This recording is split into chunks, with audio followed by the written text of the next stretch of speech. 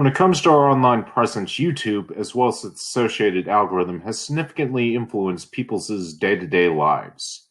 This is especially true for YouTube's main group of users, those aged 18 to 34. Since they, as younger viewers, constitute such a substantial portion of YouTube's audience, they undoubtedly influence which creators' content achieves the highest visibility on YouTube.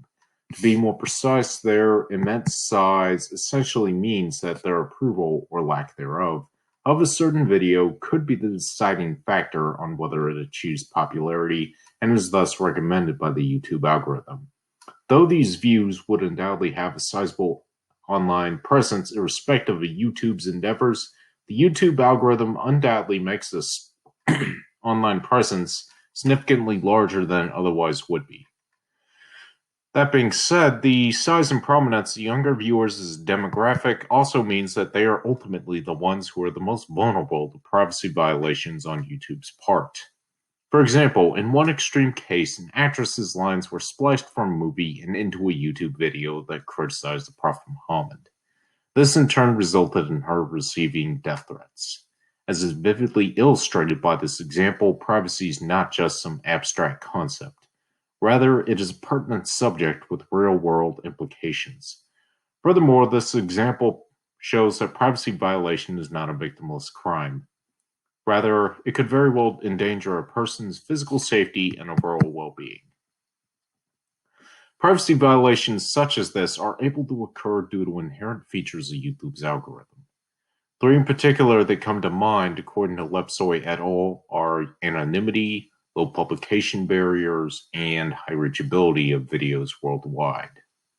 As a result of these characteristics, virtually anything can be uploaded onto YouTube, even if it is slanderous, threatening, harassing, or otherwise malicious in nature. Consequently, it is significantly more difficult, if not outright impossible, for YouTube to ensure an acceptable level of privacy for its users. Thus, if user privacy is to be preserved, some restrictions on what creators are allowed to upload will likely be necessary. On a related note, there also exists the potential for the augmentation of biases through algorithms used by companies like YouTube. This phenomenon occurs due to feedback loops that push recommendations towards increasingly extreme content. The end result of this is that videos that promote factually questionable content, such as climate change and vaccine skepticism, are substantially more likely to reach a viewer's eyes and ears.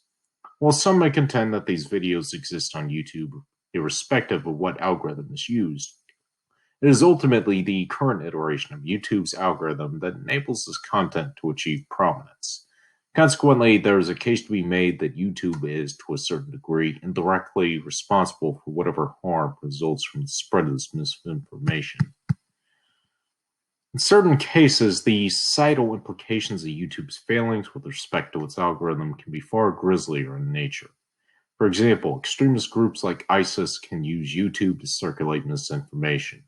Since they play an influential role in radicalizing potential recruits, it could be argued that, similarly to vaccine and climate change skepticism, YouTube bears at least some responsibility for the increased radicalization and uptick in violence that are likely to occur as a result of these videos being circulated. Furthermore, the circulation of this type of material clearly shows that allowing the current laissez-faire system for uploading videos is far from harmless. Rather, it has the potential to endanger society itself. As previously alluded to, there are numerous ways in which YouTube violates user privacy. For instance, the data storage methods used by YouTube, which involves data being stored on a person's device, allow for a sizable chunk of user data to be seen by YouTube.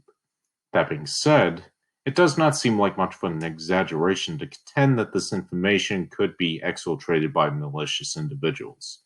Thus, though this data storage methodology could increase convenience, it could also potentially lead to grievous harm. Furthermore, with a greater degree of user information being compiled by YouTube, it could arguably be easier for a malicious content creator to potentially harass, slander, or otherwise target an individual online. In recent times, however, government agencies have started taking steps towards addressing privacy concerns relating to YouTube.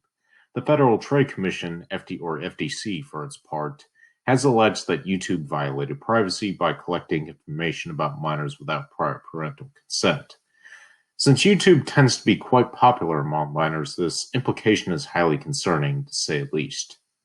Furthermore, the centralized compilation of this information will likely make it easier for content creators who may have malicious intentions to target vulnerable individuals such as minors.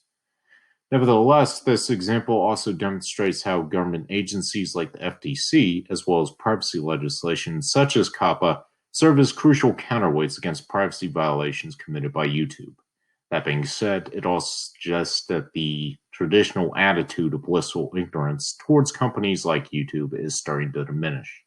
Ultimately, however, it will be necessary for viewers to demand greater accountability and transparency from companies like YouTube if any real and substantial change is to transpire.